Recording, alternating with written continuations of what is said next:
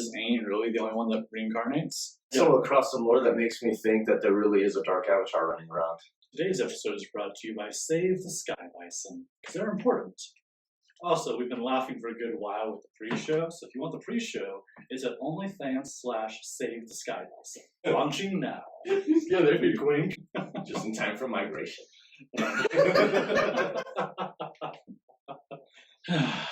If you're taking life too seriously, then, laugh more. Or if you're not laughing enough, probably taking life too seriously.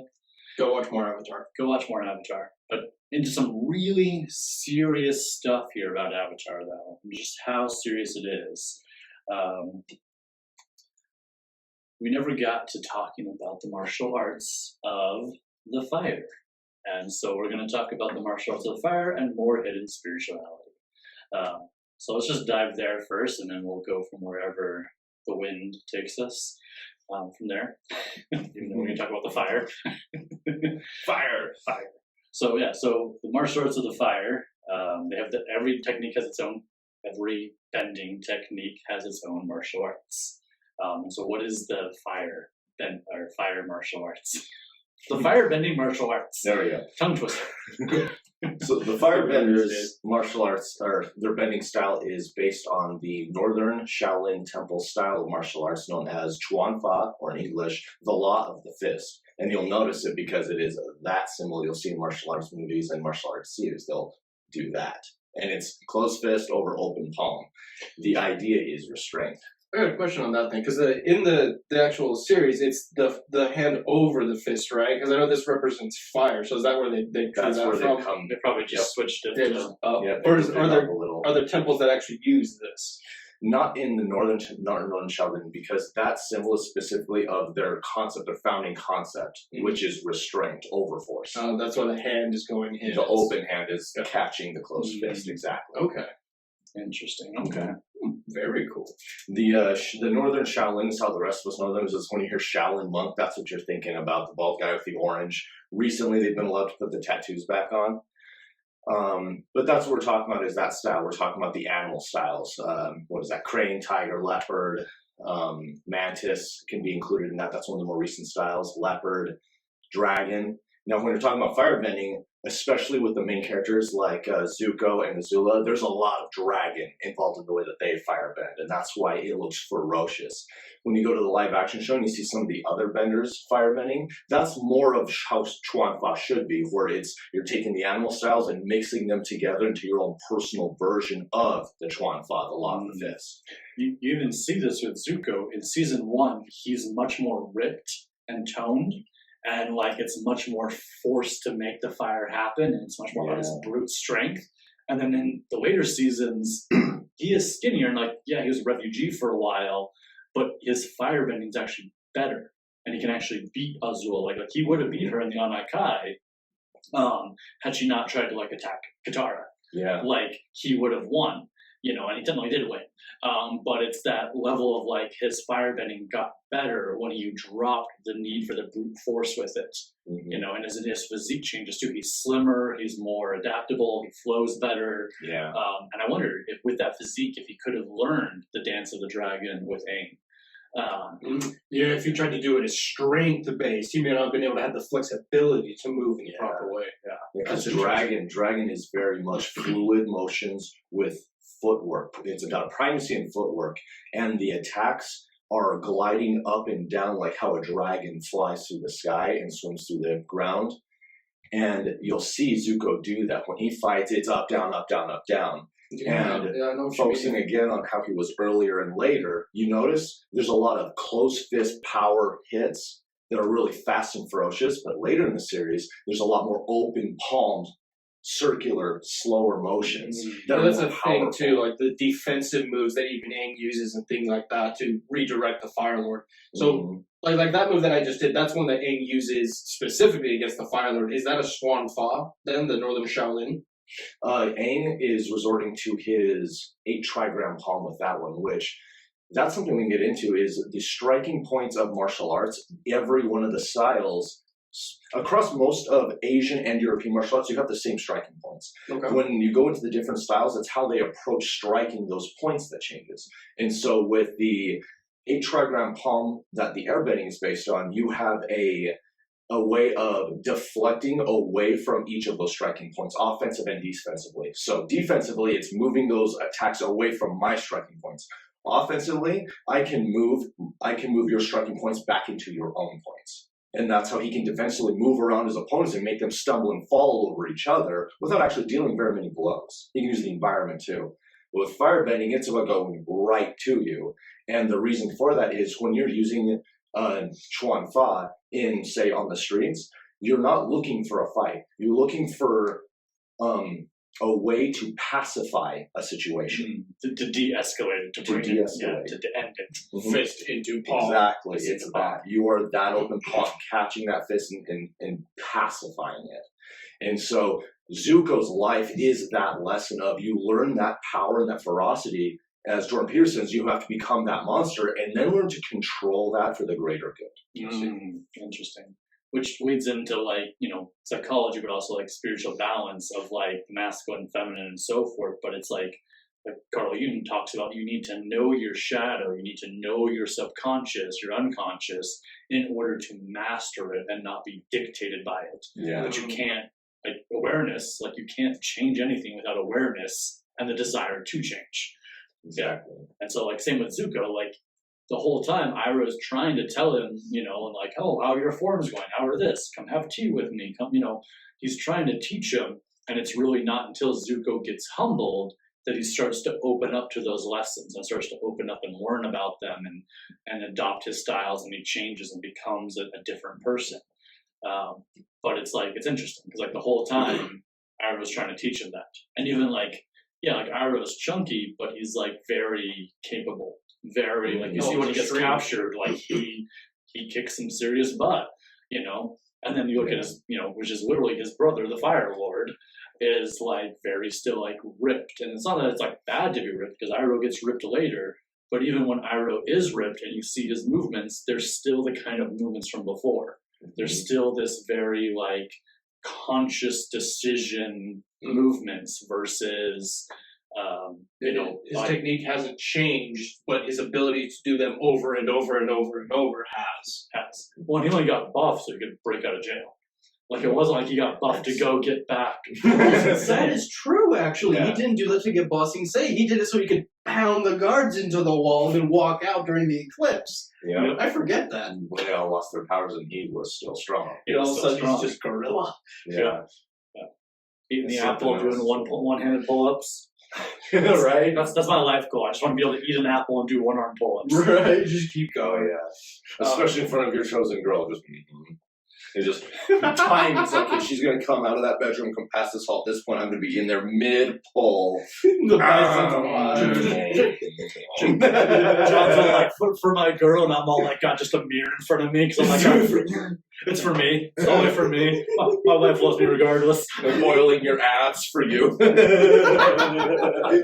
I'm worth it. Because I'm worth it. Awesome.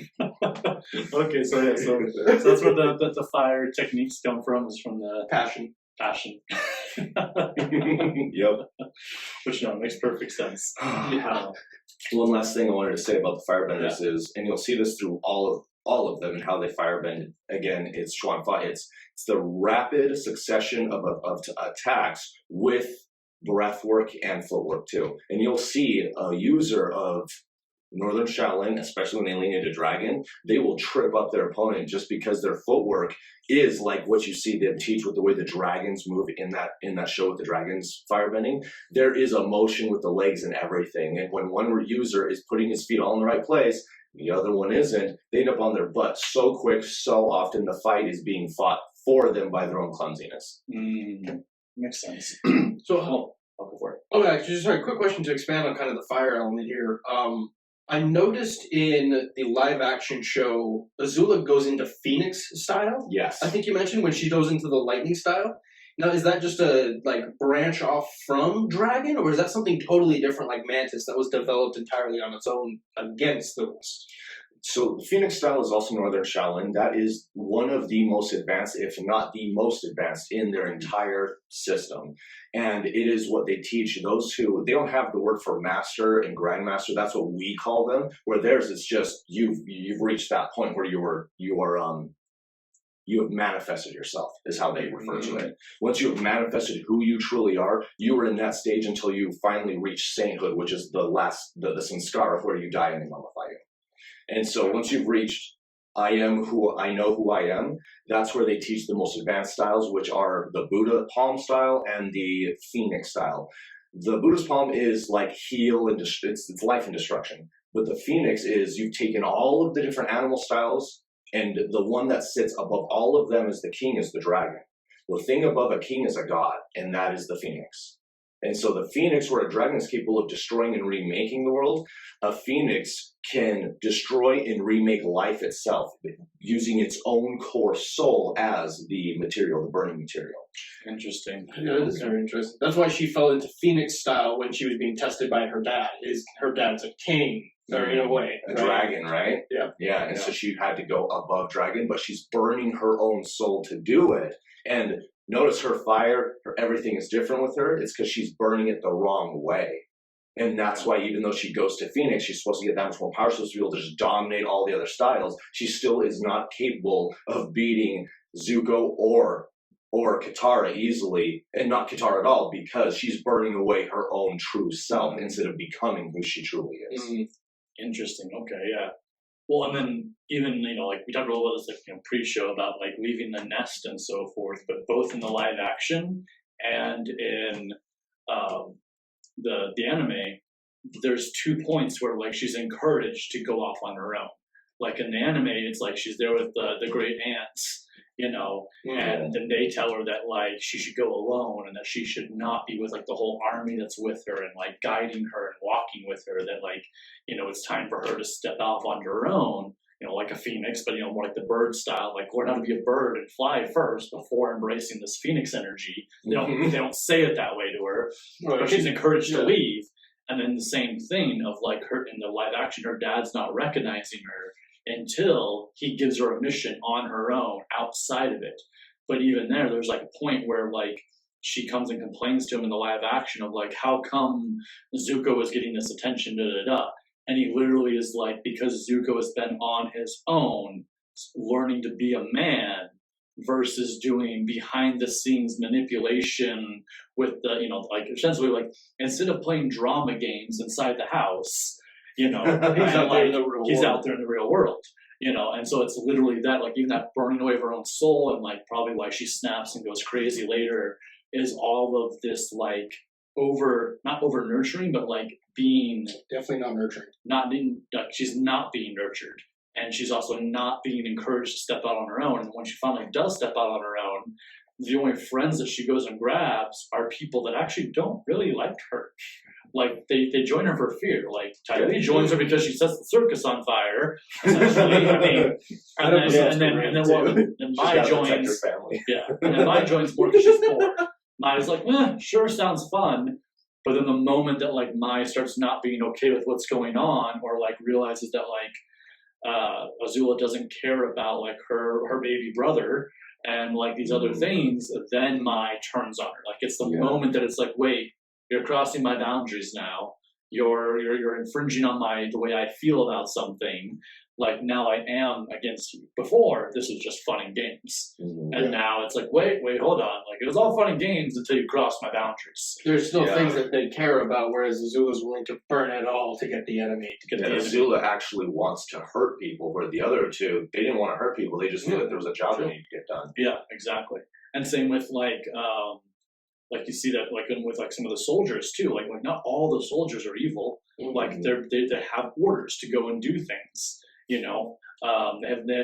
called to go do things, and like they've also been propaganda brainwashed in a way to like believe certain things. Like you see this when Aang is in jail with Iroh, and he asks Iroh like why the Fire Nation is, and Iroh gives him like 3 different reasons, none of which are Iroh's actual beliefs. They're all like reasons and propaganda, and he always says, Well, the Fire Nation believes that, it's in our nature to consume, or it's in our nature to like purify, and because we're the fire, we're better, and none of it is like I myself, Uncle Iroh. I guess when you would call himself Uncle Iroh, so he says this. He gives different viewpoints of the argument from different perspectives, and it's not nearly cut and dry. It's not at all. Yeah, it's not cut and dry at all. Especially after 100 years, everyone who started the war is gone. It's gone. Exactly. Like everyone that started it is gone. Like it's literally like anyone that is still in existence was either in the very early ages of it and has now retired, or and they're all retired now too. They're in the third generation of this 100-year war. Yeah, third and the fourth is starting to take over. That's Zuko and the rest. Yeah, that's Zuko and Azula and the rest. Yeah, it's the fourth generation. Which, if you look at like most businesses or religions, it's always like the third or fourth generation that either take it to their ego and dismantle it, like into like a more egotistical, more controlled. It's about them, or it completely shifts. Yeah, that's what we saw with the Fire Lord. Is he's going to dismantle this world and rebuild his own. He's now the Phoenix Lord. That was the whole thing. He's the Phoenix Lord, and he's the third generation of it, technically. Naturally, his son rebelled. Naturally, his son rebelled. Yeah, but like not to go too far into religion, but like. We'll use this as an example for like the Mormon church here. So like a quick example is like the original founder, Joseph Smith, love him, hate him, whatever, there's a lot of conspiracy and there's a lot of truth, and he was probably a bit of a con man, but also, he was a saint and a sinner. I used to work in sales, I get it. Yeah. I still work in sales. I just sell authentically. But anyways, my point being is it's like he had a vision. And like even like we'll do this example, like he let blacks into the church. He let people of other nations. He let the Native Americans join the church. Mm-hmm. Second person takes over. They move to a new place, and sometime in his reign, and the next person taking over, it shifts into more of like a business model than a religion. And then suddenly the racism is there. Mm-hmm. And blacks and Native Americans and browns and everyone isn't really like, they can be part of it, but they can't hold leadership. Yeah. And it's like, that didn't really happen until the mixture of between like the third person really taking over and the second person, so it's kind of, just an example, it's that level of like, oh, originally it was much more open and then it wasn't. And so even the original ideas get corrupted later on. Now, with the Fire Nation, it goes the other way around, where it's like it had some destructive beliefs in the beginning, and then becomes harmonious because the fourth generation is like, no. Yeah. Being a fan of history and spirituality, I study religions and the ancient ones, the ones that are around more, the ones that evolved into what we see now. You'll see the same thing is where you'll have the person who founded it. And with like you go to 4 major religions right now, it's the same thing. You get the person who founded it, and then you get the people who tried to upkeep it right after he died, and then you have where it's kind of turning into its own thing, and then another person will come like, we need to clean this up, and that's where you usually get this purging happening, where now all the different versions of whatever are killing each other to decide who's the real version, and then when that one is finally decided, that's where you have this religion that grows and goes for hundreds and hundreds of years the same way. Yeah. And like I said, 4 major religions have that exact thing. Even Buddhism has that history. You have you have militant Buddhism, and then you have anti-Buddhist purges. Yes, you have that, and that comes on the later generations. But even backing up, like before Buddhism, there was Boon, and like there was the Boon religion, and the way that they decided like which one was going to take over more was an actual dance battle. They had a dance battle off. And that is awesome. I'm going to have to look that up. Yeah. And essentially the Buddhists win. And so like when you see Buddha, you see like the two guys next to him. And they have a dance battle. Like, and I would love to see how that dance battle went on. Yes. But essentially it's like we're going to fight in the most peaceful way, because like a lot of the Boon's traditions weren't very different than the Buddhist. And they were both existing. And so actually at this point, like the Buddha is actually gone. Like he's passed on. These are his followers that are going to this other part of it that are there. And it's like, well, these people are following this and you're following this. It's like, what is the one we're going to teach? What is the harmonious version of this? And so they have the dance battle. But then like when you see statues of Buddha, those two characters are always like next to him. They're like either painted blue or black, or half blue, half black. Those are Boon. and that was their tradition, and it's like that we now they lost the battle, they lost the dance battle. No, they unified. And so now they unified. It wasn't like, oh, we lost, now we're going to be at war with you forever. It's like, oh, we lost. Okay, how do we form this into unity?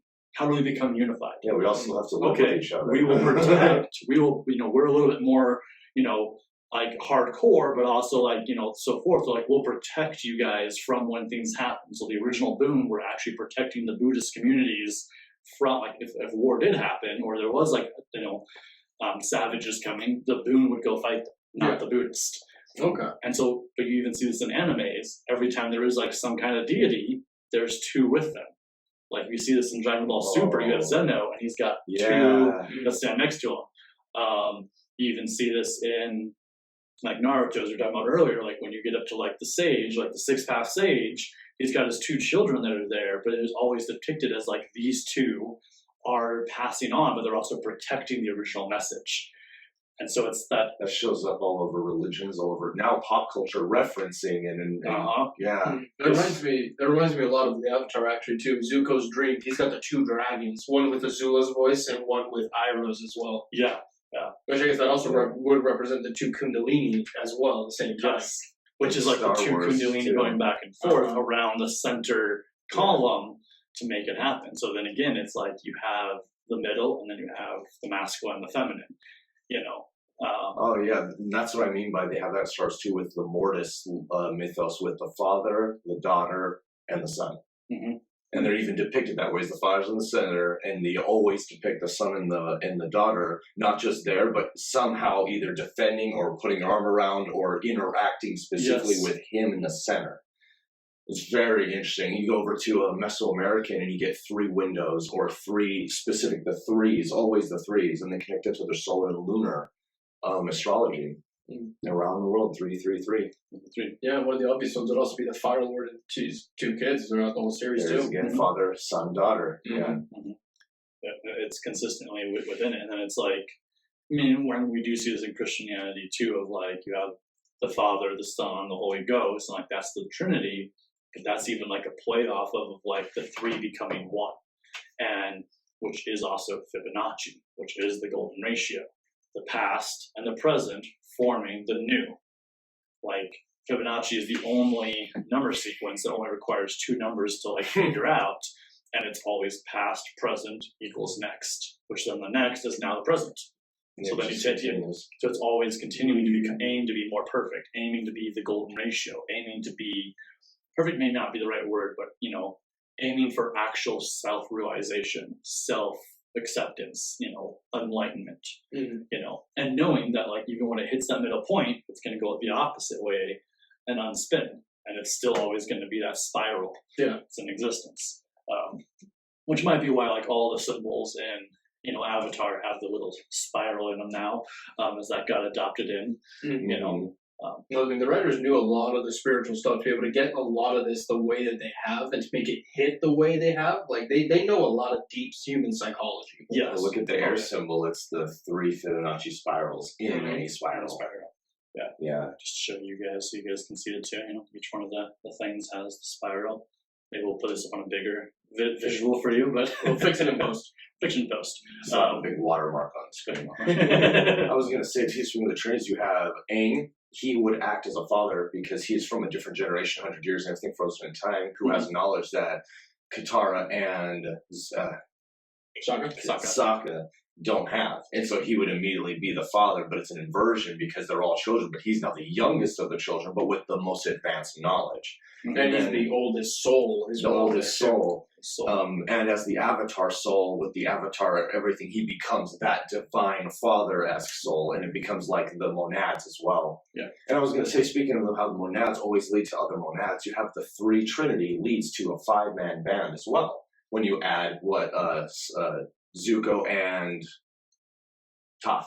And both of them aren't pure. We're order characters. They're both alternative characters. That one of them was alternative good, one was alternative bad. That came to the middle and joined the other three. And you'll see that as well. You'll see that throughout all of story is 3 will become 5. And you can essentially say, like, in a lot of ways, Zuko becomes from quote unquote evil to actually chaotic good. And Toph comes from, well, essentially, I mean, she's on some character development, but she comes from chaotic something to chaotic neutral. I mean, she kind of bursts out of, I want to say lawful good almost. Because, like, her family is very militant. Her reaction was to become chaotic. Exactly. She flipped it all on Yeah, true, yeah. I agree with that. Yeah. Definitely true, yeah. And that again ties into the fact of, like, we play in duality in this world a lot, but it's, like, not realizing that there's actually, like, a triple, you know, a trinity going on, but then also amongst the trinity, there's actually 5 things going on. And it gets more and more than that, like, higher the dimensions you go, more it splits. But even, like, we use, like, Carl Jung, for example, it's like we talk so much about, you know, you have masculine, feminine, and then you have, like, okay, well, what's the third? Well, that would be, like, the child, you know, and that's also why we talk about the inner child so much, and, like, the inner self. And that's why also Aang has the wisdom, because he still has that childlikeness to him, but he also has the wisdom. And also, like, when we talk about, like, the inner self or the inner child, when you think about a child or a puppy or a baby, there's, like, innocence there. And there's automatic unconditional love. And so, like, it makes me wonder a little bit of, like, if the inner higher self is also the inner child, because then it comes from unconditional love. That is the thing in several different religions and cultures, is be like unto a child, or be like unto the fool, which the fool is often represented as a child. And just the beginning and the end. Exactly. Well, it almost reminds me, too, of we were just talking about the Fibonacci sequence of the father, mother, and then child, right? Yeah. It's the end point of that, just being present and still going on. It's very interesting how it just all kind of lines up that way. Lines up, yeah. The present, you know, the new thing becomes the current present and takes something from the past to create the next. And the child grows to become the adult, who then creates more child. And What's interesting is Krishna mythology. You can go into Krishna as the child god. That's very much the same. The mythology says that at one point he could have remained as a child forever because he was already perfect. He was already embodied everything as that child. Yeah. And that the eventual end goal of every person, why old people tend to become more like kids again, is because that is the end goal, is to become a child again. And so he was already fully manifested as child and perfect. He didn't have to age. But then he chose to age into adulthood so that he could show the rest of humanity and the other races that in their mythology still lived alongside humanity, that the rest of the processes in evolution and in age, you could achieve perfection in those too, not just the child. Gotcha. So all perspectives can still make it. Gotcha. That makes perfect sense. All are still part of the same equation. There is no superiority between the oak and the acorn, because one simply makes more acorns. Yes, 100%. Which, speaking of, it's like, you know, oak trees, like, and other trees, like, not all trees do this, but, like, when they die, they do, like a funeral ring where they drop all these seeds around them with that intention of that, like, more come up around them, you know, and, like, it just depends on, like, where the seeds fall and so forth, and whatnot, you know. But, like, the last thing I'll say about, like, you know, the 2 actually being 3 and then the 3 is actually 5 and so forth is we even see this in, like, Carl Jung's psychology, where you have the ego, and which is, you know, eventually represents the persona too, but you have the ego, you have the internal self or the conscious self, then you have the subconscious, the unconscious, and then you have the anima and the animus, which is essentially masculine and feminine, but that's the collective consciousness. And all of that makes the capital S self. And so again, it's like this 5-portion thing of, like, you know, you have your conscious, your subconscious, your unconscious, your ego, and then how you're influenced by the collective, and how you influence the collective. So then again, it's like we are in the 5th dimension. Yes. Oh no, it was here all along. There's nothing to, like, work to, just other than self-realization. Consciousness. And just to bring that back in, like, each character, we see that they find self-realization along the path, and as they become something, they find that the self-realization that's there. And then to tie back to the fire for a moment, like, one thing I wanted to say about that is, like, you know, we see this in the live action, but, like, in the chakra system too, like, the solar plexus is the fire chakra, but also, like, that's how Iroh talks about breathing fire, or, like, producing fire. You pull it from your center, you pull it from your belly to produce the fire. But then also, like, if the willpower is the solar plexus, and that's the fire chakra within us, then it would make sense that those that are disharmonic would be burning away their own will. So those soldiers, by continually having to do certain things and being told what to do, more they use their fire in what may not be the harmonic part of what their soul is, they're burning away more and more of their will. So then they become more and more susceptible to, I follow orders, that's all I am. My will is follow orders. You know, they become more of like the unconscious soldier because they're literally burning their own personal will away because they're using the fire disharmonically. Now, I'm sure the creators probably, maybe they knew that, maybe they didn't know that, maybe it's just like my little hidden spirituality on that. I mean, I'm pretty sure they took a lot of inspiration from like the World War II, like, because what you just mentioned too, it reminds me a lot of the Nuremberg trials that I've studied of That's the willingness to follow orders. Because Dostoevsky writes exactly about that process. That the communists in the Soviet Union figured out that process and institutionalized it in all of their camps. So exactly, it's like breaking that will, but then it's like your personal will steps aside, and you have that the new ego stepping forward for survival. It's a crisis situation. Yeah, it's And crazy. by keeping somebody there like 100 years of constant war with the Fire Nation, by keeping everyone on the planet in a concentrated crisis, intelligence, health, will, it all just slowly whittles down. And that's all it would take in the beginning of like, oh, we're going to go over to this direction and do this thing. Like even the attack on Bison Say, just to like clarify, we did say Omashu earlier when we said, yeah, okay, we did. When I broke out, we said Omashu, we didn't say Bison Say. Okay, sorry, just my own mind of like making sure I didn't say the wrong city that Iroh broke out to go save, but he didn't break out to go save Omashu. He broke out to save Bison Say. The one who broke out of Omashu was Bumi. Yeah, but like what I meant by that was, well, because did they go save Omashu? No, they say Bison Say. They say Bison Say, and they do go to get Boomy, but he just says, you know what, I'm good here. When the time's right, I'll find my way out. Yeah. Well, because when they find all the White Lotus, he's already there because because what did you guys do on the eclipse? And Sokka and Zuko just both kind of like nothing special. Even though they totally like had a failed mission, but like. That's 1v1 the city garrison. Like, How do you compete with that? But also like it's like I guess maybe that's a good way to look at failure too, is the way that Zuko and Sokka look at it. Like they're just like, oh, we didn't do anything special. They're not like, oh, let us tell you, Boomy, about how we failed so epically. And we didn't accomplish our goals at all. Half of your city that did escape was with us. Boomy would listen to all that and she's like, have a walnut. Yes. Have a walnut. That's perfect. Yeah. So broke up to say that. Oh, that's perfect.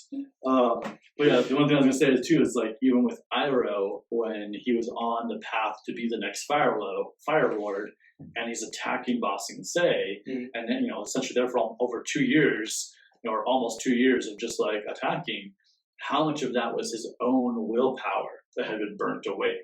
His own personal willpower had been burnt away. That doesn't really come back until he loses his son and then goes on a spiritual journey. Well, no, did it technically come back? Because, the way I understand it is like you're burning the willpower, right? But it's for a goal, typically. Yeah. And his goal was not only, I guess he achieved it, but then in what he burned to achieve it, he didn't get anything back from it, right? Because he lost his son. He lost what was his actual world. Yeah. He sacrificed it.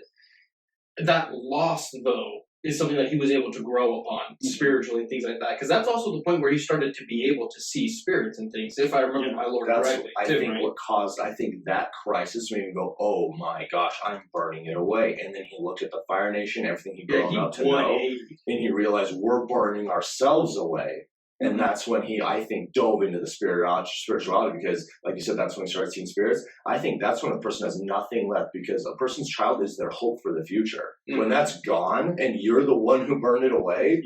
As we just said, at the end of the calculation is what starts the next one.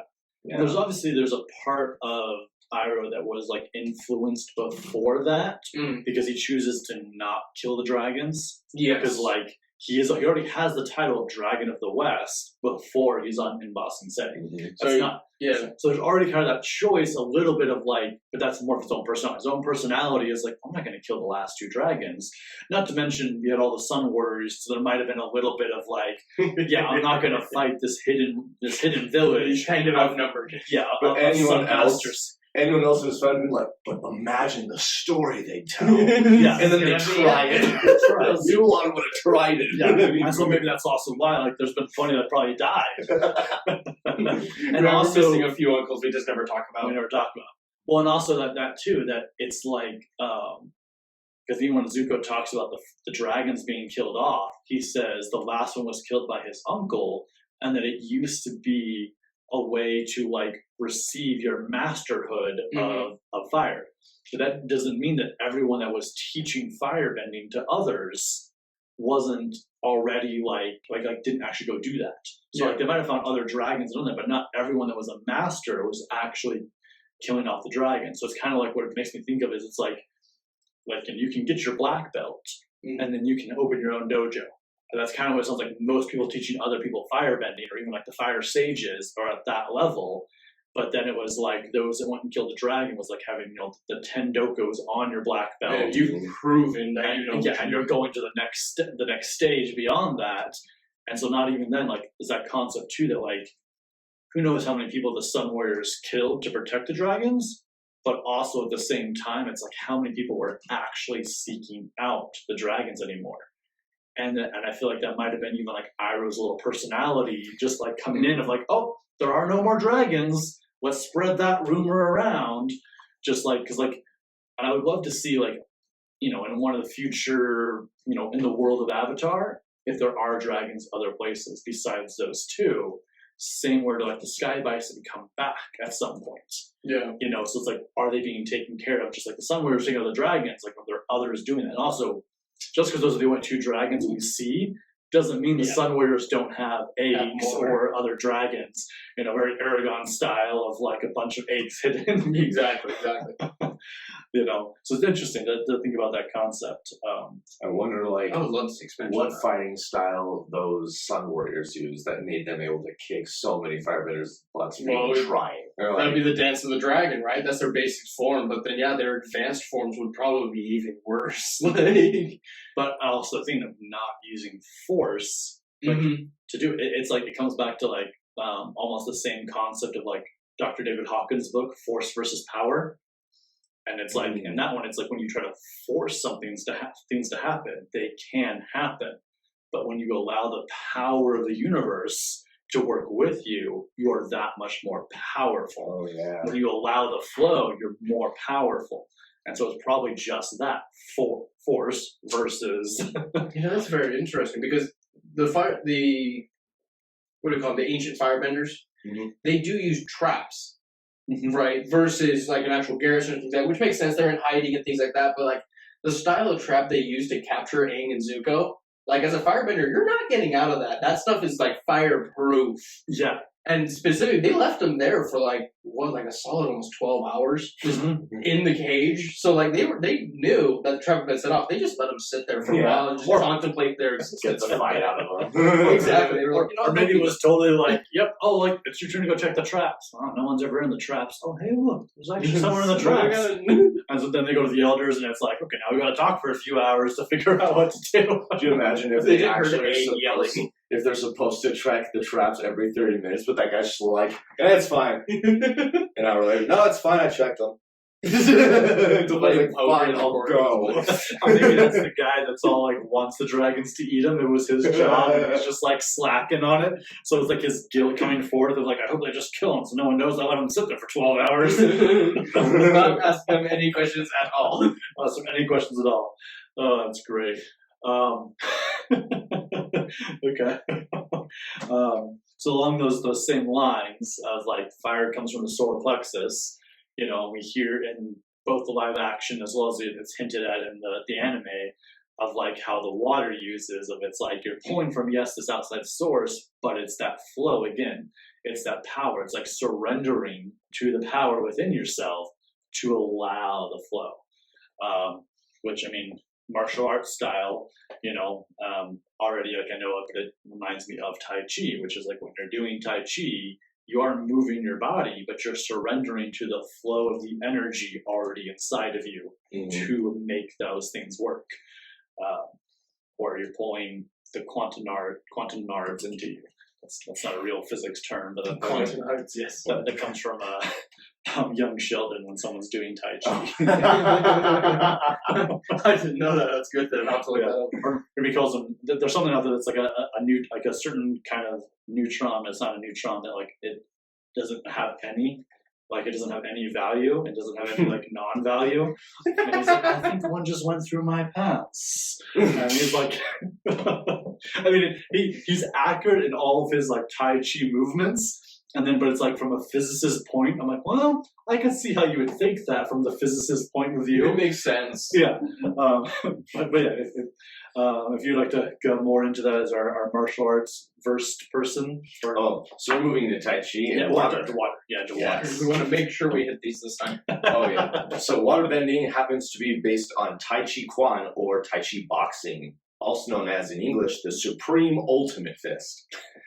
Tai Chi. Oh yeah. And so it's not the one where you're like in the park going that's not Tai Chi boxing. That's what I believe it was the 8th or 9th generation of the Tai Chi masters family that runs all of Tai Chi worldwide.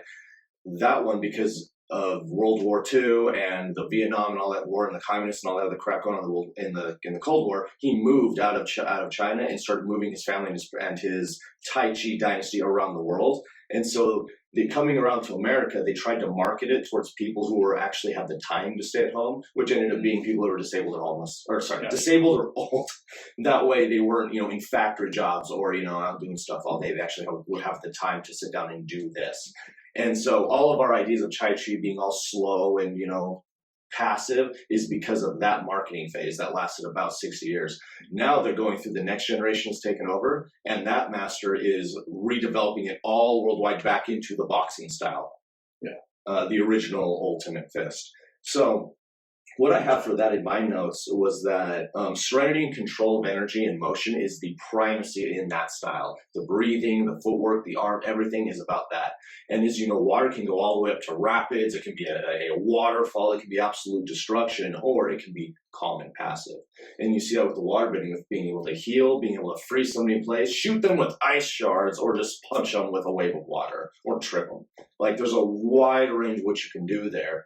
And the movements, like you were saying, they were internal energy, but with the flow of what's out and going with that flow rather than trying to go opposed to that flow. And that's how they beat most other benders in fights is you see other bending, especially with the fibers and how they use it. It's about imposing their will on you, where water bending isn't about that. So as soon as you try to go up against water bending, the more aggressive you are, like Azula, the worse it ends up for you, because the water just goes, all right, I guess if you want to play that pace, you're going to get crushed. Yeah. And you get crushed on it. Yeah, sink into the ocean then. Sink into the ocean. Well, and that, like I said, like it's pulling that from around you. Like you see this a little bit. I mean, this is like an older show, but it's Highlander, like the TV series. In like the final season there, Duncan like returns from learning like Buddhist techniques and learning Tai Chi. And even like the Tai Chi he's doing is very like, it is that slow movement, but it's like the tensing of the muscles, and it's like more meditative for him to control his emotions. And then when you actually see him use it in a fight, it is much like the waterbenders, where it's much more from the self. It's much more aggressive, but it's not that slow movement. Mm-hmm. It's like almost like I've mastered all of this, so now I'm not ran by my emotions to make this happen. I'm not controlled by this to make it happen. And then that same lines there too of like the water is pulling the piranha around us and from us to make a newer thing. Mm-hmm.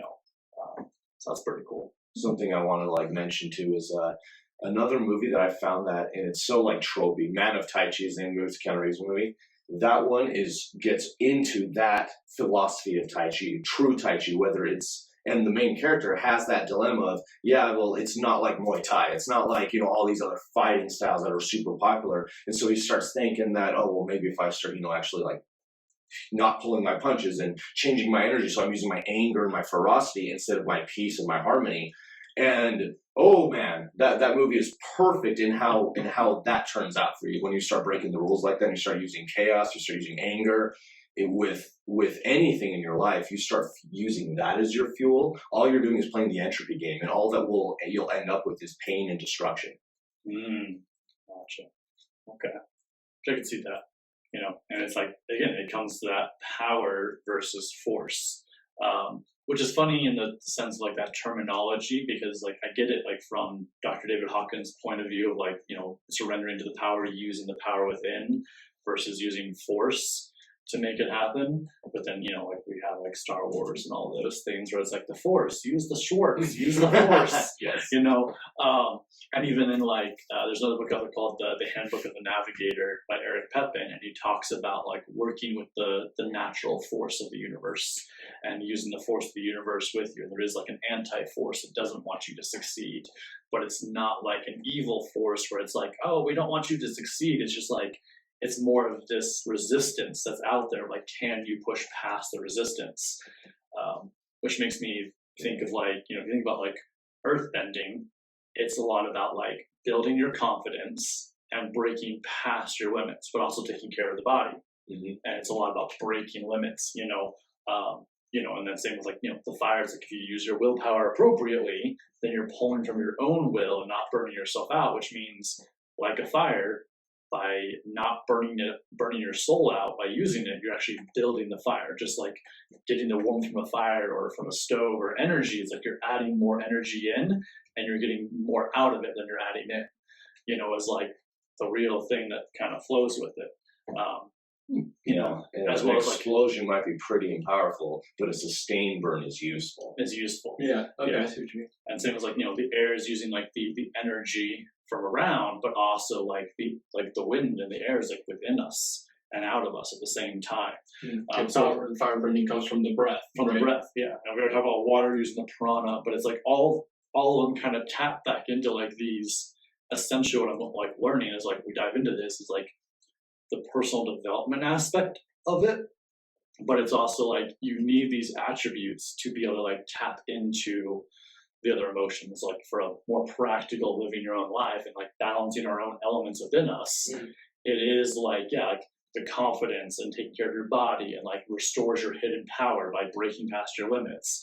Not putting, it takes more power or more energy to do things you don't want to be, or like takes more energy to be who you don't want to be than it does to be who you actually want to be. And it makes me think of like the teachings of Don Juan from I just lost his name, Carlos Castaneda's books, which are like the teachings of Don Juan and Path to Excel and like a separate reality and all these. Don Juan in there is like, he never says how old he is, but he has like all the energy to like run super fast and like to like hike for super long times and like and like when they go like into the darkness and they're like in at night doing these things, there's like this thing called the gate of power, like a certain way that like Don Juan like runs through the darkness. And he's like, I can't do that. Surely, like I'd fall and trip. Carlos is like, I would surely trip and fall and break my legs. And he's like, can't we walk? And literally, Don Juan goes, if I was to walk, I would trip and break my legs. But by surrendering to the power and using my personal power with the power around us, then we can run through the darkness. But that is the only way to move in the night when you can't see. And they're talking about like complete darkness, like not the kind of darkness we get now. We're working with your third eye. You're working with the third eye, but like not the kind of darkness we get when like night comes and there's still like light pollution. It's like, no, a complete darkness. They're out in the deserts and chaparrals of Mexico. Like there isn't all this light pollution. It's the 60s. And so it's like that interesting thing of like, but like, and Don Juan always reference back to that of like, oh, my personal power working with the power around. And it's like storing personal power and that. And then the last thing I'll say about that is he does mention that he's like, if you don't learn to store personal power or believe in your own personal power, you'll be a fat old man in no time. And you'll probably die before you ever reach the halfway point of life. Yeah. It's very interesting. But if you think about a lot of the people that have, heavy hardcore diabetes or obesity or some of these other mental or like cancerous things that like kill people off before they even reach 50, it's usually like there is something within them of like they, some sort of personal development thing they never did, some kind of viewpoint that comes down to like lack of self-love, lack of self-care, which is lack of personal power. It's giving the personal power away versus storing the personal power. Yeah. I've seen a lot of that in the similar writings from Alan Watts of like As a Man Thinketh, of just the way you focus your mind affects your physical body. So like, yeah, I've come across a few studies of that as well. Yeah. Nice.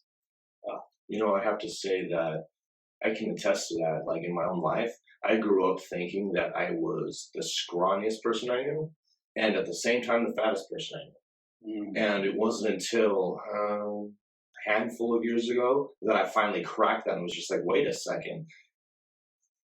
Everybody else around me, when I ask them, well, how do I look to you? They'll describe to me the way I look, and I just won't believe it because like, well, that's not how I look when I look at myself. And I realized like that is sourcing something deep down somewhere in me that has just decided I don't like the way I look, and has just rejected that forever to the point that it's become my norm. Until I started working on that because I decided I didn't like the way I thought about myself, didn't like that. So I had to change it and realize I need to change my self-image. And that's when I discovered that, oh man, I think these two opposing thoughts about myself that are both untrue, but at the same time, they both negate each other in what they are to begin with, And so it's like, that's more evidence that what I thought about myself was not true. And yet I embraced that so hard for so many years.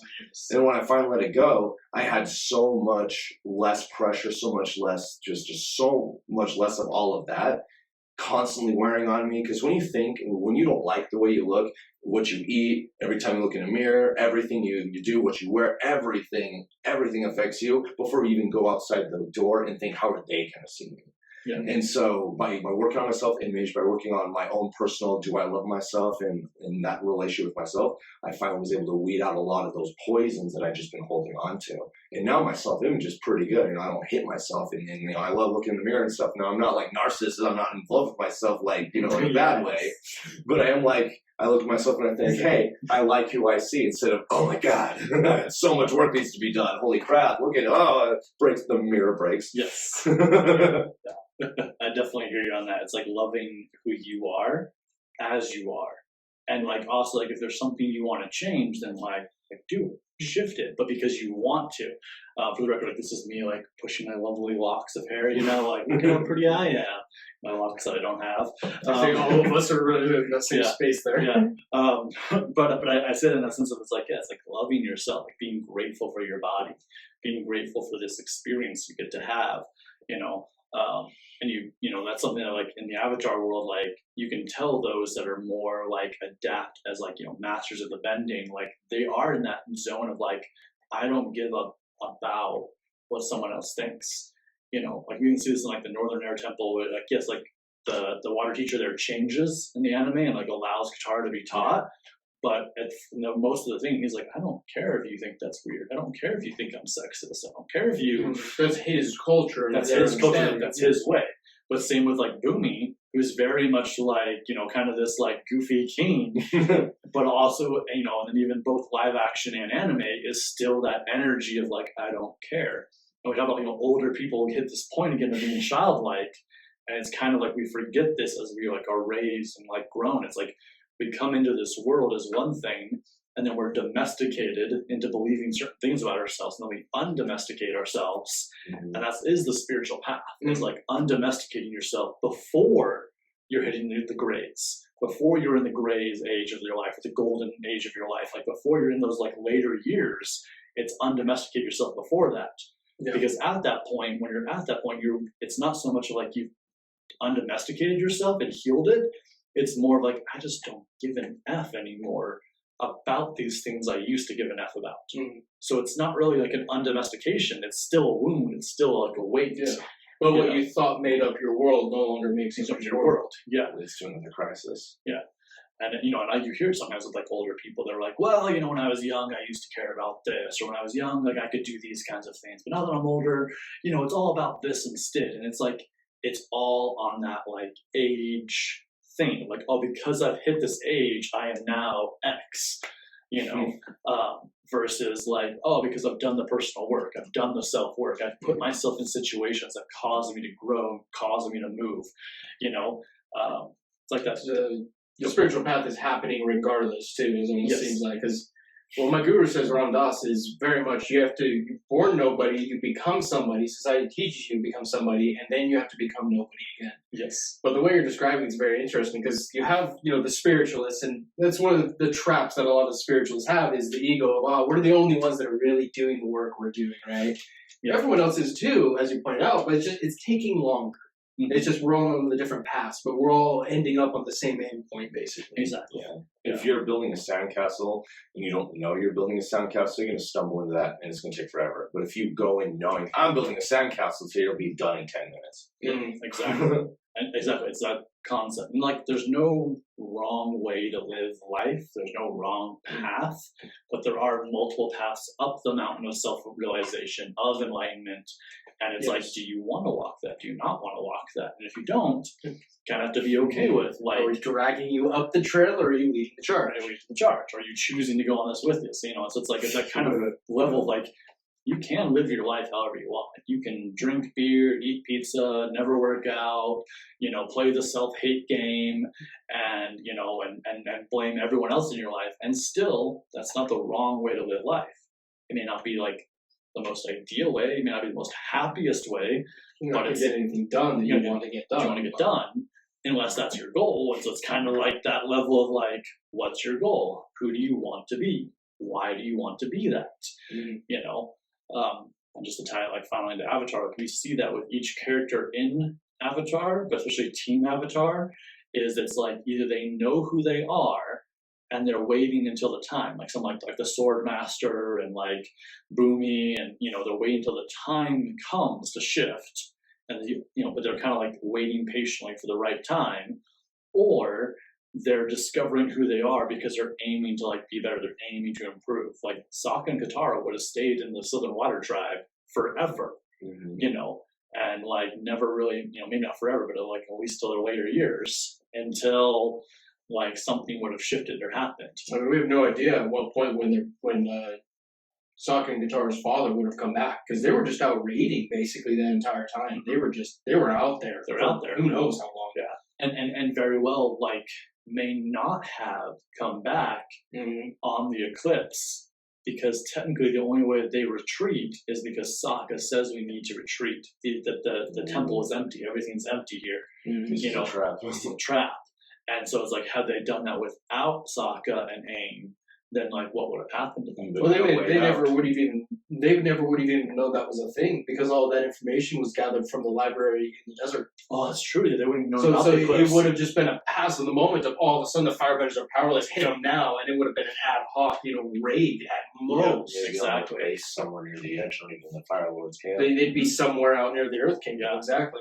Well, and you're 100% right on that, because even Boomy, we don't know the full background for Boomy, but like he goes, I'm waiting for something, and then when the eclipse happens, he goes, that will do it. Exactly. Yeah. That'll do. Yeah, no idea what's happening, but that'll work. That'll work. He didn't know when. And it seems like only Iroh knew, but it seems like the Fire Nation knew about the eclipse. Well, but only the Fire Nation knew about the eclipse because it would directly affect them. And they're the most advanced technologically and not burning libraries. With that, though, too, a lot of the firebenders in Omashu that Boomy was fighting, they didn't realize their fire was out.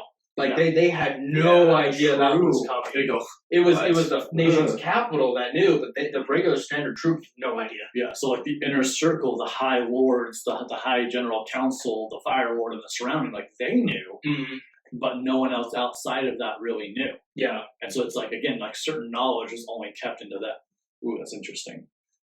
Wow.